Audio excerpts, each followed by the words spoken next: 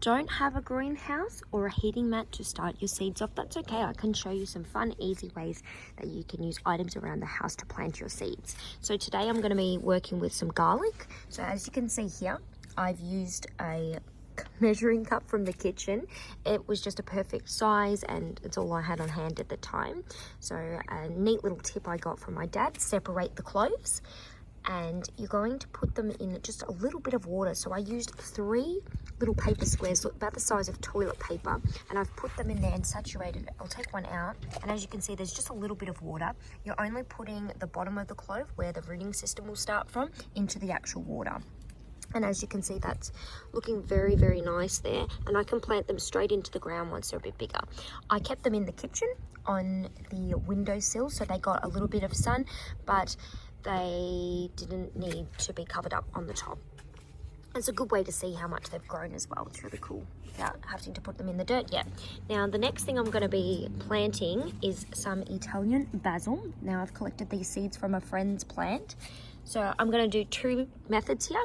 The first is I've got some Jiffy Pet pellets. As you can see, I've organized 3 here. You just add a little bit of warm water.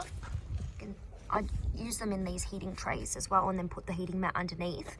But today I'm just going to put them straight into the greenhouse because the temperature in there is fantastic. The other method I'm going to use is I don't like throwing out containers.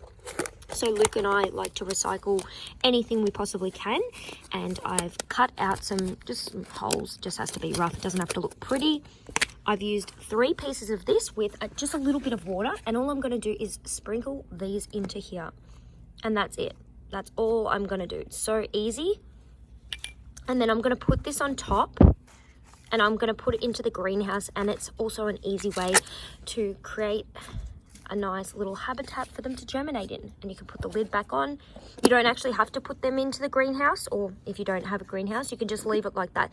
Basil really likes warmer temperatures, so obviously it's freezing here in Melbourne, and that's an easier way.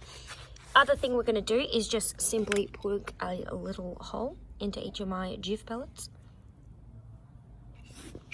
And using this, we just sprinkle them in there and we cover them up the top.